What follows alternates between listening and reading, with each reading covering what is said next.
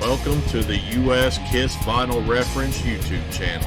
Please like and follow us on Facebook, Instagram, and YouTube. Alright, folks, welcome back to another episode of the U.S. Kiss Vinyl Reference. I am Mike Stone, your host, as always, back with a full voice this week, so didn't get it filmed last week before my voice crapped out on me, and I didn't want to croak through the microphone, so we're back. So, this week we are going to talk about record clubs. I'm going to show what I have and kind of how I collect record clubs. I might do it a little different than some other folks do, but we'll look into that, and we'll pick up here when I come back.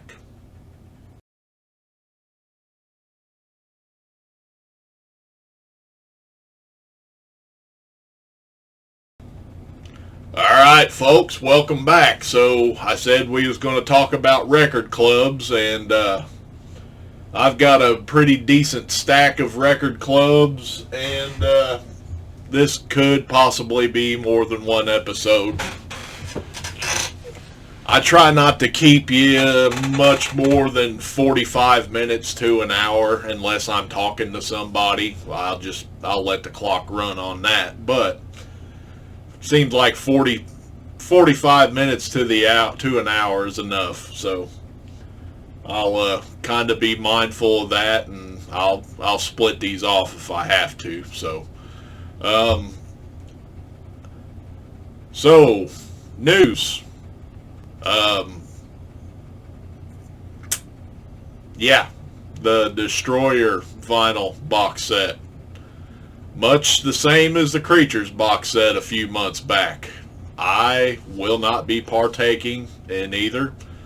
I said when the Creatures box set came out that those prices are absolutely insulting, and I'm in it, and I still stand by that statement now. So if there's any movers and shakers at Universal that's keeping an eye on all these podcasts and seeing what people are saying about them, I'll make it real clear to you. Take your prices and shove them straight up your ass. So that's what I think about that. Can't really think of any other news in the Kiss world, so to speak. People are starting to get in some of their reissues, and that is what it is. Other than the Destroyer box set, I haven't seen any other announcements. So, and then I've been doing these episodes all this time, and I never show stuff that I've gotten in, mostly because I haven't been getting anything in. So I have showed stuff in the past that I've got in, and I've showed everything that I've got in at that point. So yeah, I'm not really buying a whole lot right now. So this past weekend, our buddy John Humphrey from Seether, he was on a few episodes ago. They dropped a new album called The Surface Seems So Far. Quite good album, I may add. So I ran around and got a couple of copies of it. So first up, I stopped by the old Mart of the Walls and picked it up on CD. So it's a Walmart exclusive. It's got a different color scheme to the cover. It's all red and whatnot. It's just in a simple cardboard gatefold package, no jewel case. There is a version of this CD that's like the color scheme I'll show here in a minute, but it comes with a booklet with lyrics, and then the CD which I put all the hype stickers and stuff on the protective case or sleeve there. So, you know, Walmart exclusive, alternative packaging and whatnot. So normally it's got a blue-ish color scheme to it, but the Walmart one had a red color scheme. So there's the CD. And then I stopped by Best Buy. They offered several different colors of vinyl for this one. There was a white one, like a clear smoky black. I forget the official names for these colors. There was a light blue one and then a dark blue one. So at Best Buy, they offer the dark blue one. There's a Best Buy hype sticker there. And I don't know how well this is going to translate.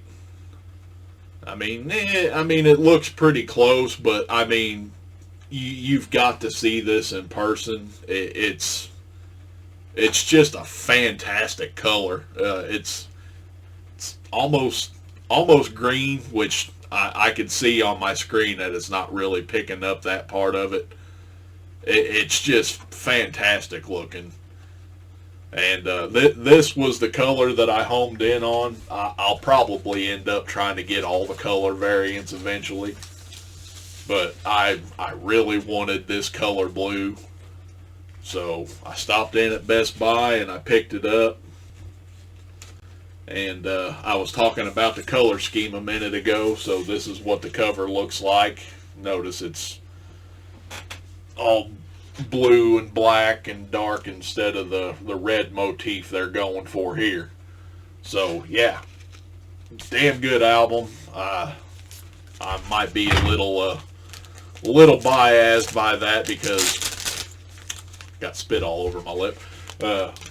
You know, I am a Seether fan, so yeah, I'm gonna think it's good. But these guys haven't put out a crap album yet, and they've been going since, you know, in the States, they've been releasing stuff since 2002. So, yeah. Seether, The Surface Scene so far, just a fucking awesome album. I talked to John shortly before they released the record. They had a couple of singles out that I just absolutely loved. And, yeah, this album is pretty damn good. So, with that, I think we're ready to dive into the world of record clubs. So, funny enough, when I was into collecting at the start, well, number one, I just wanted first pressings, which was going to be just a copy of everything. So I got there, and then I started picking up reissues. You know, just like different label styles. And then at some point during all that, I started picking up label variations. And that very beginning phase, when I was into the label variations, I said, I will not collect promos, and I will not collect record clubs. Well, and I will not collect 45s. So, you know, I just did a series of episodes on promos. I just did a series of episodes on promo 45s. And now I'm doing an episode or a series of episodes on record clubs. So I can stick to my convictions. Anyway, so you've got three main record clubs. You've got RCA, Columbia, CRC, Columbia House, whatever you want to call it, and BMG. BMG would have came a little later. RCA was bought out by BMG in the mid 80s, and then I want to say BMG was the last man standing. Don't quote me on that, but it seemed like seemed like in the early 2000s, I could still get stuff through BMG. I don't remember Columbia House being a thing by then. I could be wrong. But anyway, so you got CRC, which is Columbia Record Club, later Columbia House. RCA, which was like the Record Club of America, I believe. And then BMG.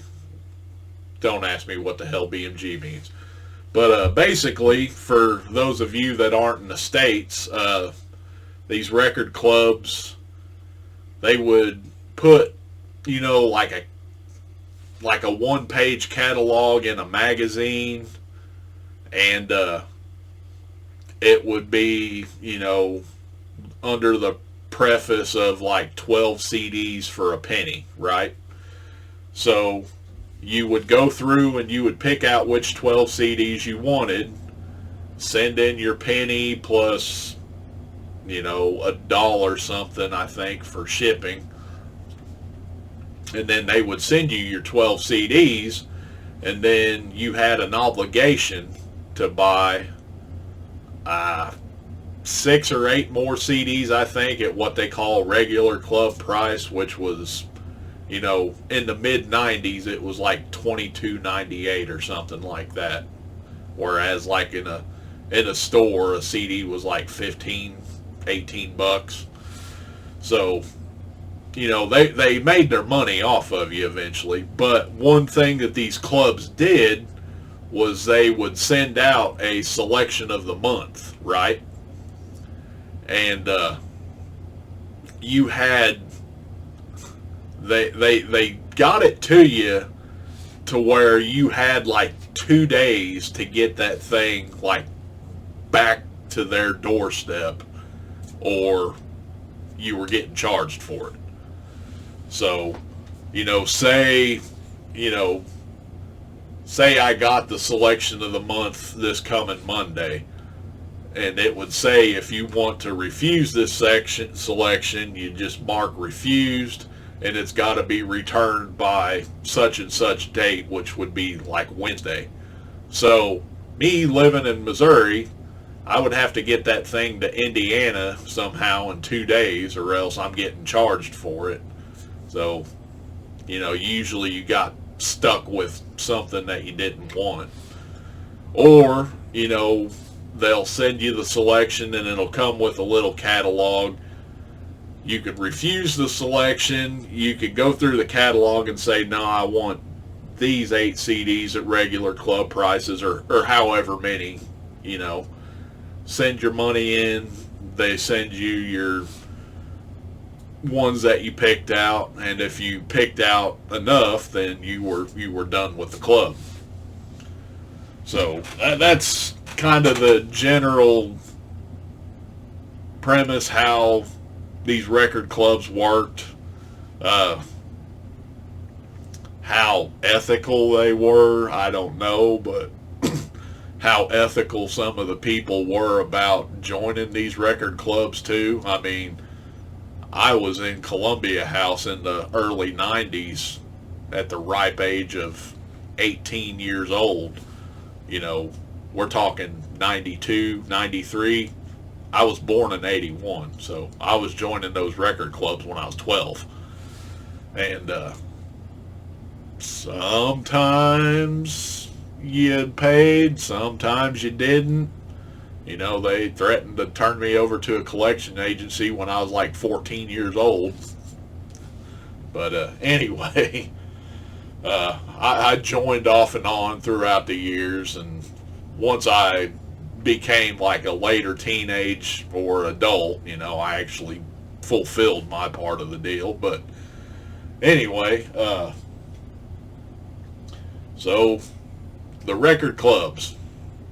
I'm going to try to do these in somewhat of an order. I'm going to go in chronological order by album, and it'll probably be like CRC first and then RCA. But I'm going to start off by saying before, and I'm not going to be dropping any images in on this one. I'm going to start off by saying with these record clubs, especially like the first 5 or 6 albums, the debut, Hotter Than Hell, Dressed to Kill, Alive, Destroyer, and then even Rock and Roll Over. They can be found with a Blue Label 3, except for Rock and Roll Over. So the Blue Label 3, if you remember, has the Sunset address at the bottom. Be found with a Camel label or a Filmworks label for the most part. I'm not going to get into label variations and all that, but basically any of those early albums can be found with one of those labels. So, and there's no rhyme or reason. So on the jackets, they're usually marked. It's either printed on the jacket somewhere, or it'll have a sticker. From the debut to Dynasty, could have a sticker. So it's kind of all over the place. There's really no science to it. So, you know, I might show something and you'll say, well, hey, my jacket with the CRC has this label. It could all happen. So, I mean, potentially there's hundreds of CRCs that you can collect if you want to get every possible combination. I'm not that way. I just collected how they were marked on the jacket, and if there was a special label, you know, I'll try to find that one, which we'll talk about. So, for the most part, CRCs were not marked on the label in the makeup era. There's only 2 of them that are, and they're both copies of Destroyer. So, other than that, it'll look like any other retail variation that you can find without a CRC on the jacket. So some of them are printed on the back of the jacket, some of them are printed on the spine, some of them have CRC stickers. So we'll kind of touch on all of these here. So we're going to start off with the debut album. So this one, as you can see by my stickers there, has a Filmworks label in it. I have to take this one out of the sleeve to show it. So there is a CRC printed on the spine here. It almost took it.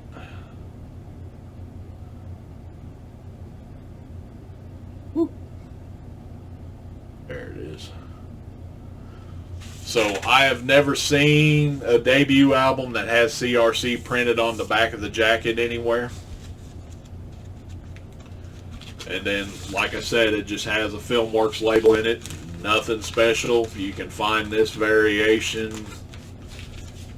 without a CRC jacket. And then you could find potentially a Blue Label 3 or a Camel label in this jacket here. Alright. And then also for the debut, again, with the Filmworks label, I think that's even the same variation. On the back we have a square CRC sticker, and the CRC part is kind of wearing off, but it's in like purple text, and basically what this is a jacket with a sticker put on it. These jackets are not printed at the Columbia facility. Even the ones that have CRC printed on them, I have taken a microscope to these. That CRC print is on top of the jacket. It's not in the printing. So yeah, I got pretty nerdy on that.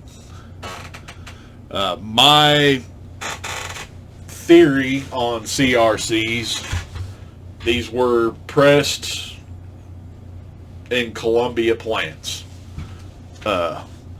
Also, retail copies were pressed in Columbia plants. All of these different record labels used Columbia plants. Columbia probably just had some kind of a contract wrote up that said, yeah, we'll press your stuff, but we get to keep X amount of copies to sell in our record club. So that's what I think about it. So, you know, some people are talking about how record club pressings are inferior to retail pressings. They're really not. They came down the same line off the same presses, you know. One of them went into a record club jacket, the other one didn't. So that's kind of a old wives' tale there about inferior pressings and all that. So, all right, now again with the debut, we're starting with RCA here. So one thing about RCA is they were really good about marking everything. So on the back, you have a license number there, manufactured and all that. And then also on the label, and like I said, I'm not going to drop any images in. I'm just going to hold these up there because I don't have a whole lot of time to edit a video this week, because I'm going to be leaving Wednesday night to go up to St. Louis to see Seether.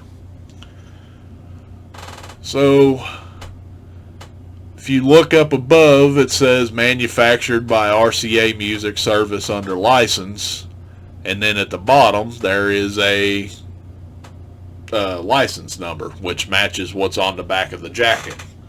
So RCA was real good about marking everything. They marked the labels mostly, and the back of the jackets, and I'll expand on that mostly here in a little bit. So there'll be a couple of images that I drop in, and I lied to you. So one more debut.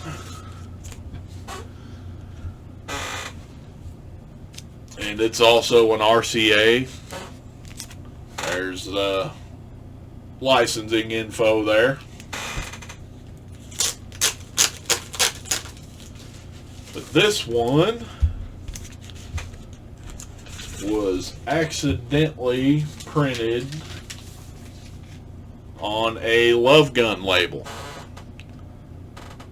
And I am really sure it's accidental, because if you look, that bar of text across the top is now being obscured by the Love Gun image, and they would not have purposely done that, because we'll talk about the Love Gun RCA here in a little bit.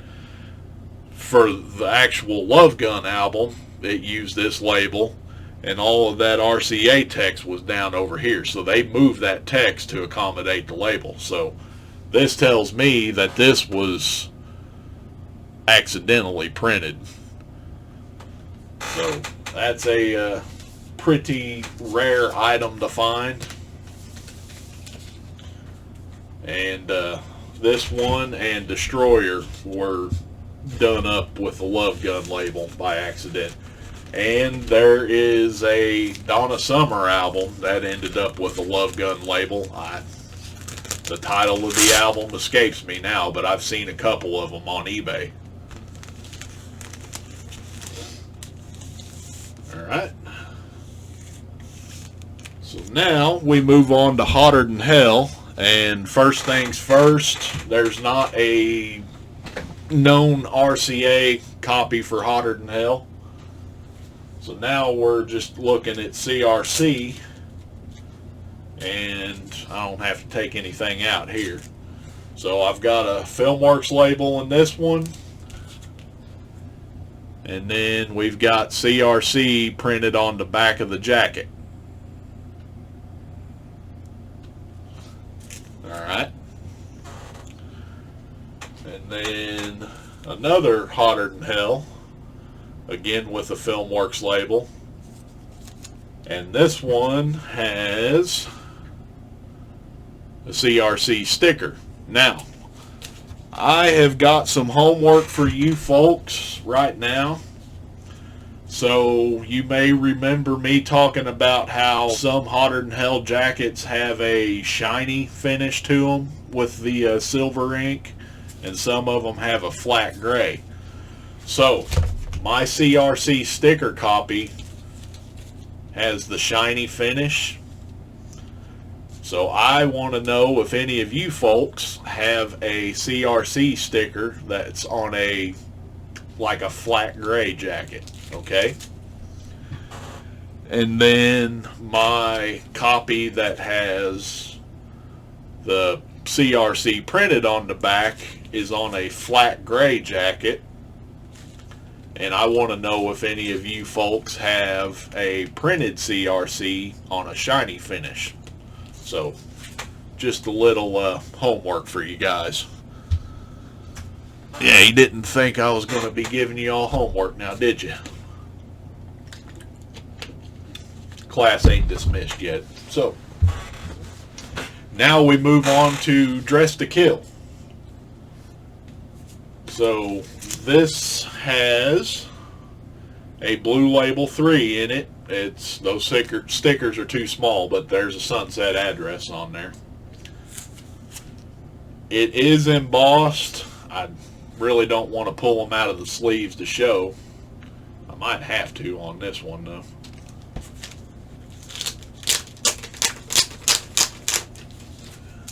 So it's embossed as you can see there. So you'd think after 44 episodes I'd know how to hold a record up. So that has a white CRC, white gray-ish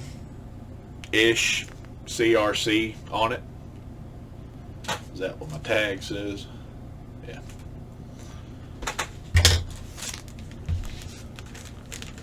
And I'm pointing out the color because there's a difference coming up.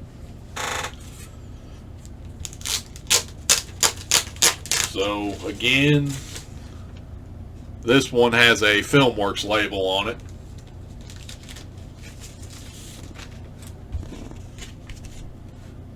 It is embossed like the one before, and it's hard to tell, but this has kind of got a bluish tint to it, and it's showing up white on my screen.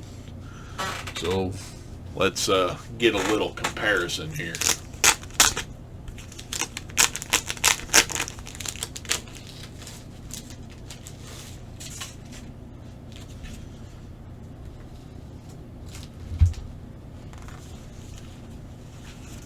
Let's see if they show up kind of the same.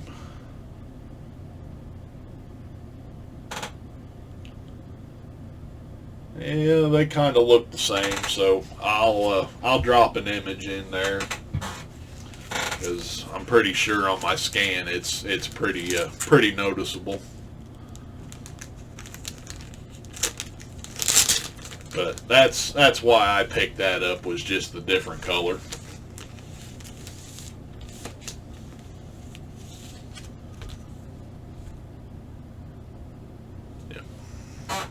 Making sure I got them back in the right sleeve.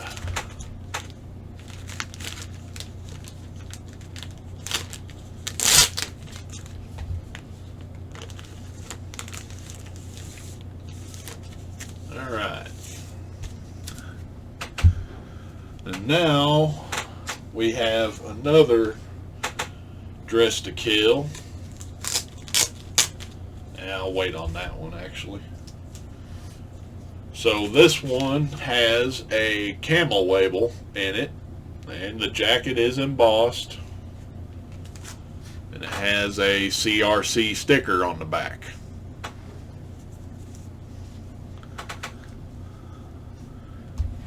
Okay. Next up, we have another Filmworks label. This jacket is not embossed. See, it's flat as can be. And then it has it printed in the back like a gray color. So there's a few copies of Dress to Kill that one could bite off there if they wanted to try to get all the different variations. And that's what I go for with CRC, is the different ways it was printed on the jacket. Unless there was a special label. As I said before, throughout the 70s, there wasn't, only Destroyer had CRC labels, and not all copies of Destroyer had them. So, all right, next up is Alive.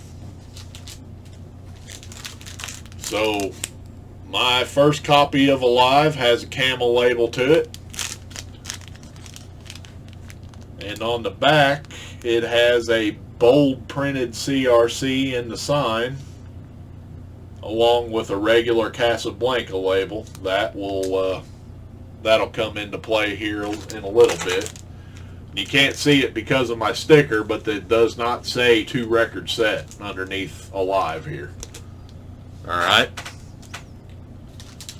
Next up, another camel label.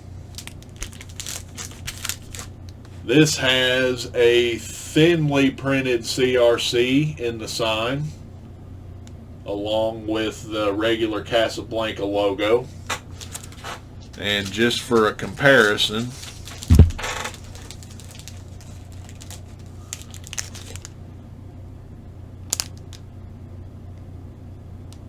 might not show up the best, but you can kind of see the difference here.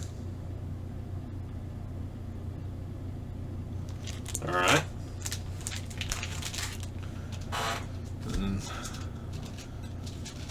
I want to say that thin printed one was pretty tough to find. Then I have a third Alive, also on a camel label. On the back we have a CRC sticker with a regular Casablanca logo. Alright.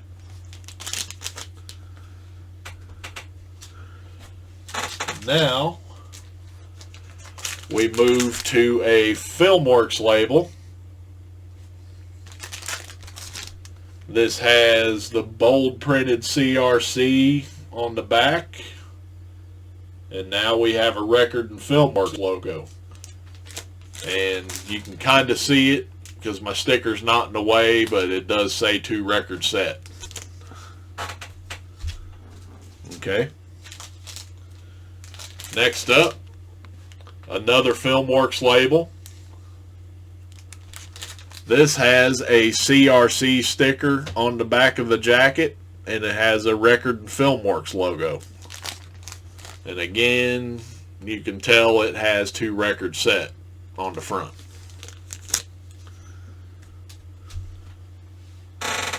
And then we move ahead to the mid-80s. This is a BMG copy. I will take this one out because it is a unique pressing. Number 1, no gatefold. That's a single jacket. Where the barcode should be is they've got all this text here about BMG, which my camera's not doing too good at picking up.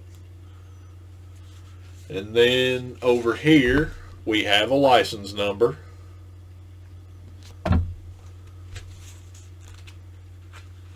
So this was after the buyout, after BMG bought out RCA. And then on the label, so over on the left hand side it gives a license number, and then on the right hand side it has all the distributed under BMG text. But you'll notice at the bottom that there is a polygram address and a plant number on the label. So this is in line with the polygram reissues from 1985 to 1990.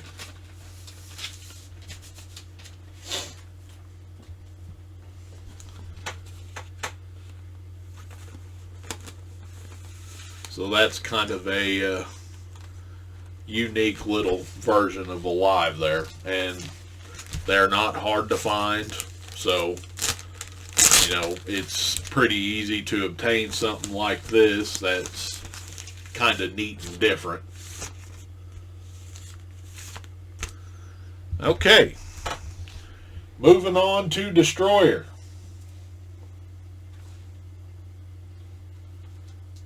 And it looks like I forgot a couple, so give me just a second.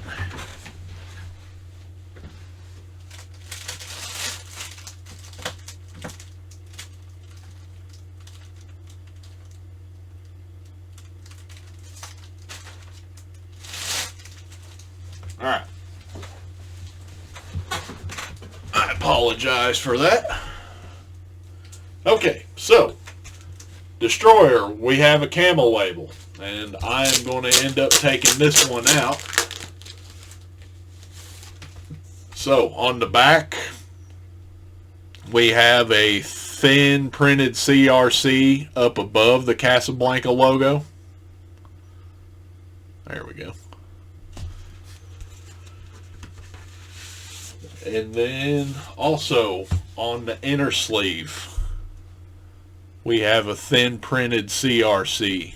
So not all inner sleeves are going to have that CRC printed on there.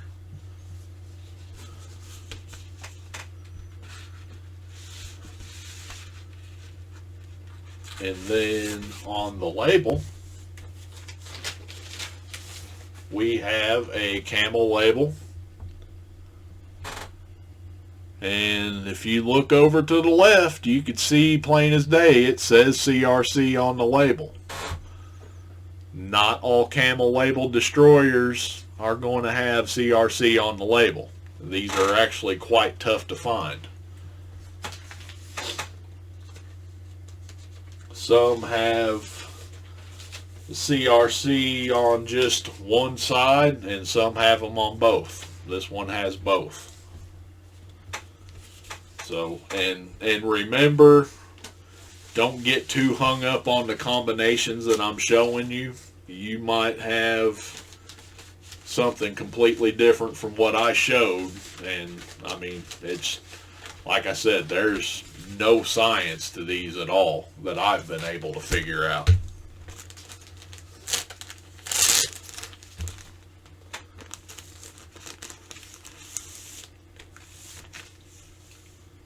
Alright. We have the next Destroyer.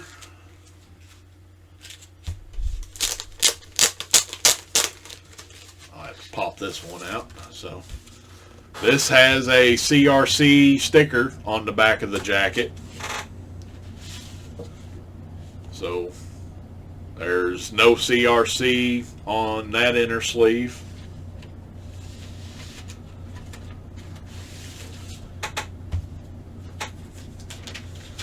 And it's on a FilmWorks label that looks like any other FilmWorks label. Alright.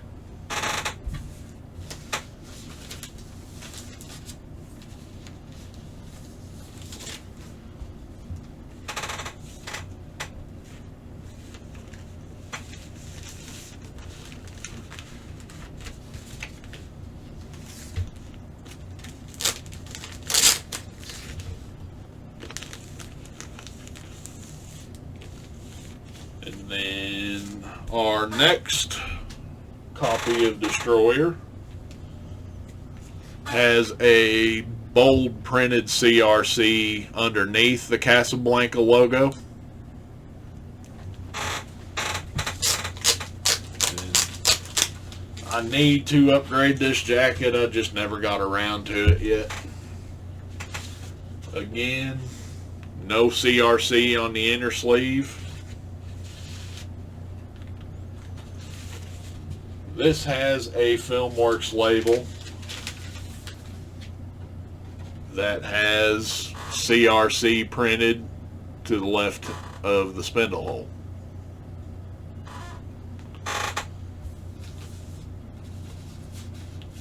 So that is the only Makeup Era album that has been found with CRC on the label, and it's 2 different variations.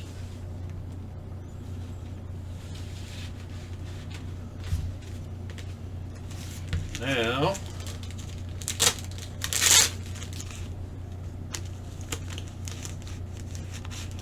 we move on to RCA.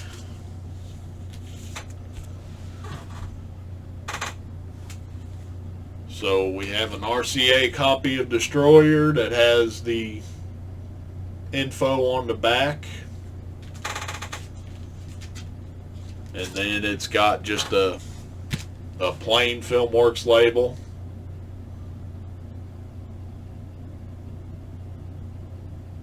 Well, I'll get it out to show them, because there's 2 different RCAs. I'll get them both out. Alright. So, like the first album, there is the band of text across the top about being manufactured by RCA, and then on the right hand side, under side 2 or side 1 in stereo, there's the license number. Alright.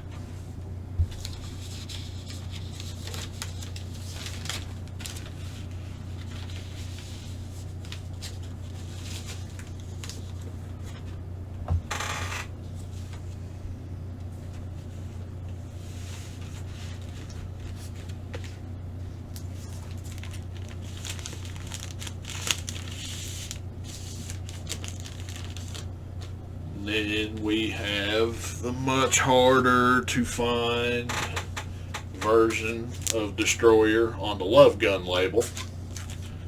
It has that same text on the back of the jacket.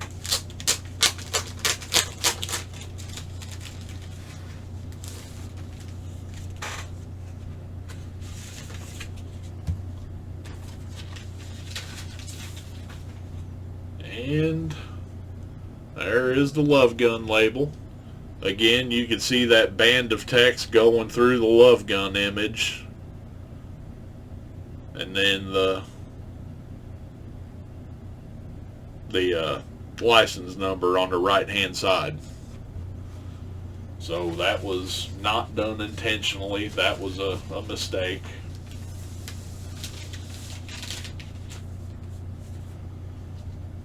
And a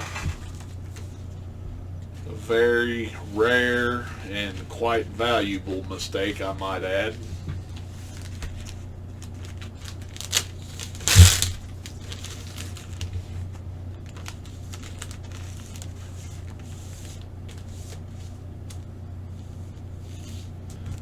Alright.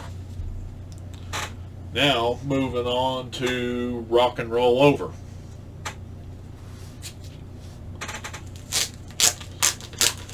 So first and foremost, I have never seen a copy of Rock and Roll Over that has CRC printed on the back. I do have copies that have it on the spine there. Camera will pick up.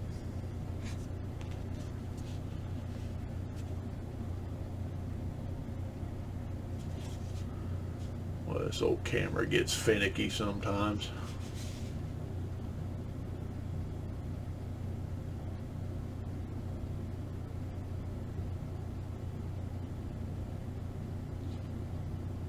You can see the little black spot right there. So, and then I will also point out that this jacket does not credit Corky. So you see at the bottom it just says engineered by Eddie Kramer. So wouldn't say nothing about it if I wasn't going to point something out.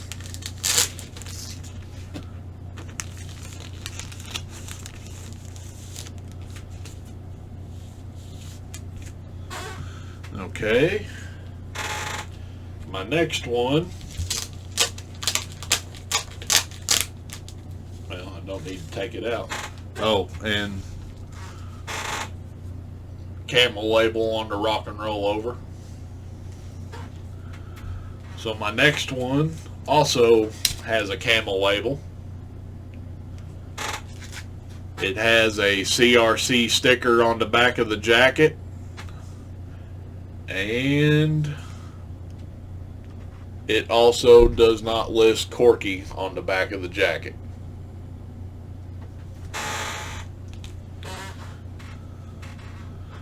Alright.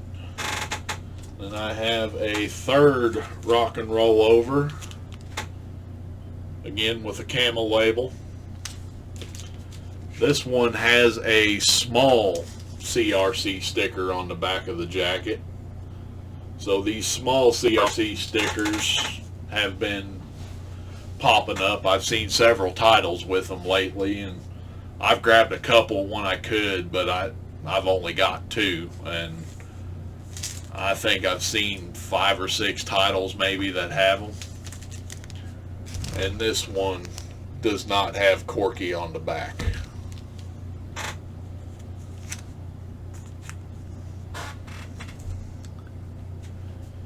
And now we've got Rock and Roll over on a Filmworks label. Okay. This has a CRC sticker on the back. And then it does credit Corky there at the bottom.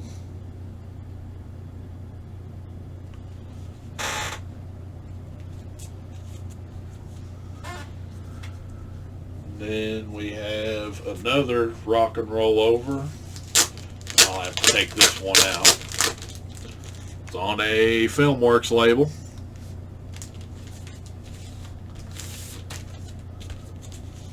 So it does credit Corky on the back, and it has CRC printed on the spine.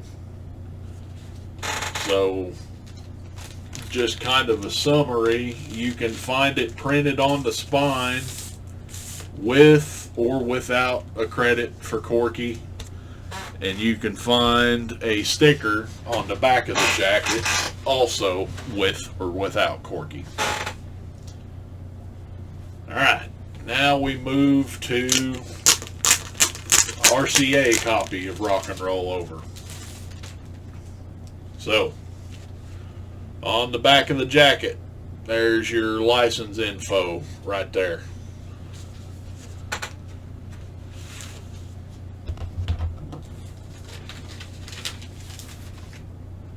It has an RCA Filmworks label. So there's your manufactured by RCA at the top and your license number at the bottom.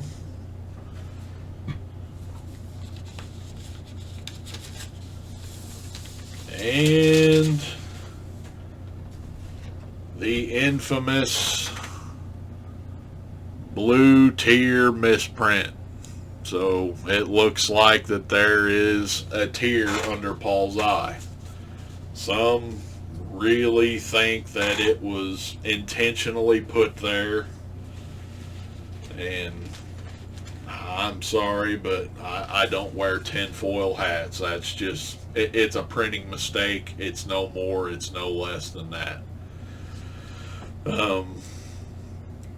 So recently, a friend of mine, and I say recently, it's been 6 months or so, a friend of mine snagged a copy on eBay, and he sent me pictures of it from the listing, pointed it out that there was no tears on Paul's eye. And I was kind of excited, thinking it was a new variant and all. So I immediately start rooting through eBay, and I find what I thought was one. So I bought it, and it came in, and those tears were barely there, right? Well, the color was kind of dingy and dirty and whatnot. So I took a little bit of alcohol. I know some people probably think I'm crazy for some of the things that I do, but a little bit of alcohol lightly on the jacket will not remove anything but dirt. So I started kind of going over the jacket, and I took those tears right off. So basically, if you find an RCA copy that has no tears on it, it's because they were removed. The entire run had this printing mistake here.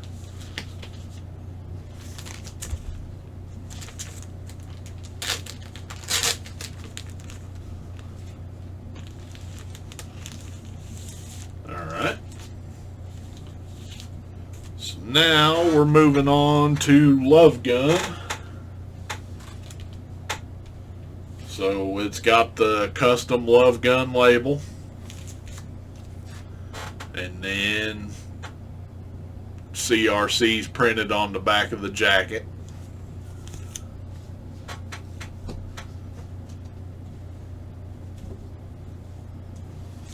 Got another one with the same custom Love Gun label.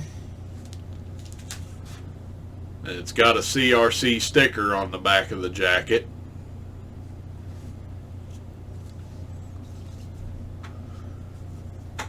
And we have the RCA version.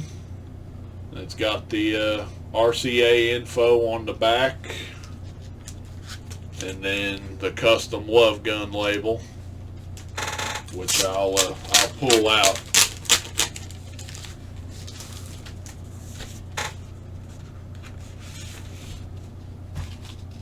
So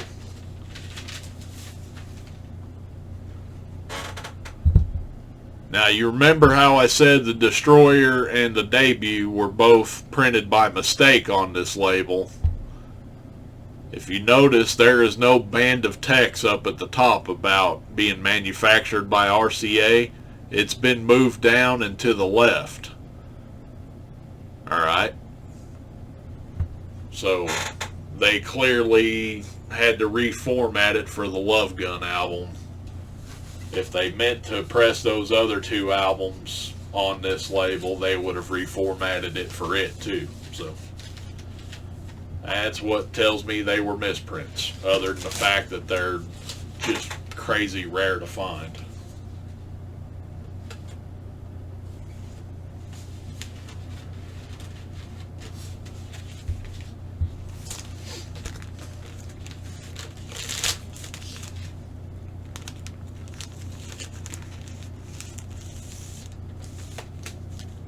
And folks, I am going to go ahead and cut this episode off here. Like I said, I kind of like that 45 minutes to an hour per episode thing. It just, you know, people start losing interest. I've kind of figured out after that amount of time, especially listening to somebody like me talk. So, I'll shut this off and reset, and then I'll go ahead and film the next one right back to back. But yeah, for now, I'm going to cut this one off. So until next time, I've been Mike Stone, and you've been you, and we'll continue this discussion about record clubs later.